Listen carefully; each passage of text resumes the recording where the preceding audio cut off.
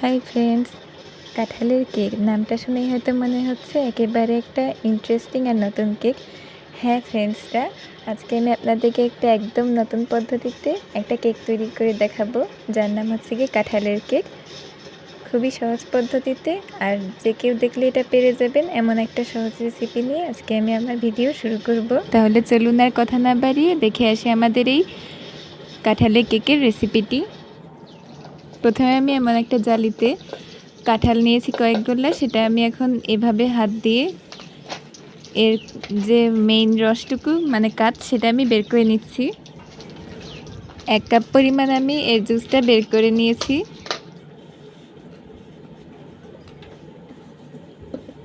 এবারে আমি একটি মিক্সিং বলে চিনি দিয়ে দিচ্ছি পরিমাণ মতো।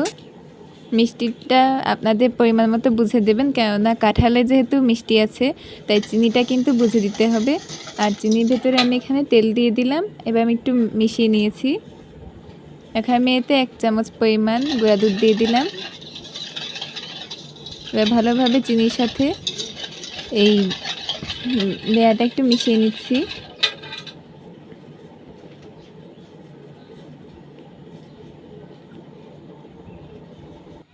এবার আমি শুকনো উপকরণগুলোকে একত্রে করে নিচ্ছি। প্রথমে আমি ময়দা 2 কাপ, বেকিং পাউডার 1 চামচ পরিমাণ, খাবার সোডা 1/2 চামচ পরিমাণ দিয়ে ভালোভাবে একটু মিশিয়ে নিয়েছি। ভালোভাবে শুকনো উপকরণগুলো একসঙ্গে মিশিয়ে নেওয়ার পরে আমি এই চিনি মিশ্রণের মধ্যে দিয়ে দিচ্ছি। একটু মিশিয়ে নিয়ে আমি সেই কাঁঠালের জুস বা কাঠ যেটাই বলেন না কেন, যেটা আমি করে রেখেছিলাম আগে থেকে, সেটা দিয়ে ভালোভাবে মিশিয়ে নিচ্ছি। আপনাদের কাছে যদি ময়ানটা একটু টাইট মনে হয় তাহলে কিন্তু দুধ বা পানি অ্যাড করে দিতে পারেন। এই তো আমার একটা পারফেক্ট ময়ান তৈরি হয়ে গেছে কেকের জন্যে। শেষ পর্যায়ে আমি এতে ভ্যানিলা এসেন্স দিয়ে দিয়েছিলাম, তারপরে ভালোভাবে মিশিয়ে নিয়েছি। এখন আমি একটা রাউন্ড শেপে কেকের মোল্ডে তেল ব্রাশ করে ময়দা ছিটিয়ে দিয়েছি। এখন আমি কেকের এই ময়ানটা এর ভেতর দিয়ে নিচ্ছি। দেওয়ার পরে এই কেকের মোল্ডটা একটু হালকা ঝাঁকুনি দিয়ে এর ভেতরে যে বাবলস বা বাতাস থাকে সেটা আমি বের করে দিয়েছি। আর রুটি ভাজার যে তাওয়া হয় সেটা আমি 5 মিনিট প্রিহিট করে নিয়েছিলাম, তার ভেতরে আমি এটা ঢেকে দিয়ে দিয়েছি।